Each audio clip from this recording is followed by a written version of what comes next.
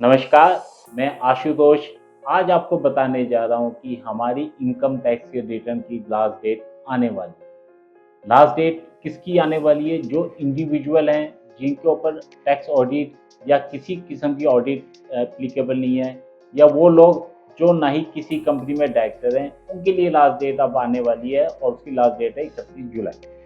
तो आप सभी लोग तैयार हो जाएं और फटाफट से अपने डॉक्यूमेंट्स को इकट्ठा करके उनको तैयार करके अपनी रिटर्न को फाइल करने की जितनी जल्दी हो सके करने की कोशिश करें। आपको क्या क्या डॉक्यूमेंट चाहिए होंगे? देखिए, अगर मान लीजिए आप इंडिविजुअल हैं तो आपको सबसे इम्पोर्टेंट है कि आपने जो भी बिजनेस किया है उसकी सेल्स की डिटेल आपके पास होनी चाहिए। आप वो सेल्स की डिटेल आप अपनी रिकंसाइल कर लें अपने जीएसटी रिटर्न के साथ।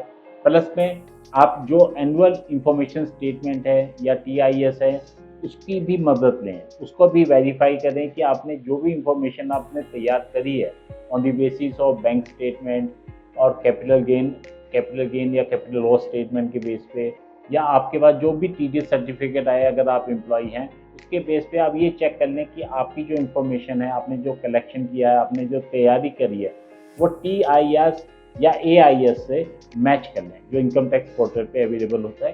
आप उससे मैच करें, फिर आप अपनी रिटर्न को एज इट इज़ फाइल कर सकते हैं।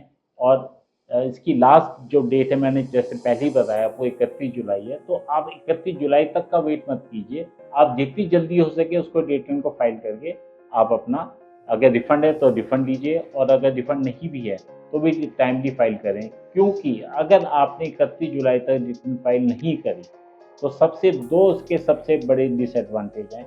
सबसे बड़ा डिसएडवांटेज है कि आप अपनी रिटर्न को बाद में रिवाइज नहीं कर पाएंगे। अगर आपको कोई गलती होगी, कोई चीज़ छूट गई, या कोई आपसे रिफंड कम लिया गया या रिफंड ज़्यादा लिया गया और उसको आप ठीक करना चाहते हैं, तो आप अपनी रिटर्न को रिवाइज नहीं कर पाएंगे।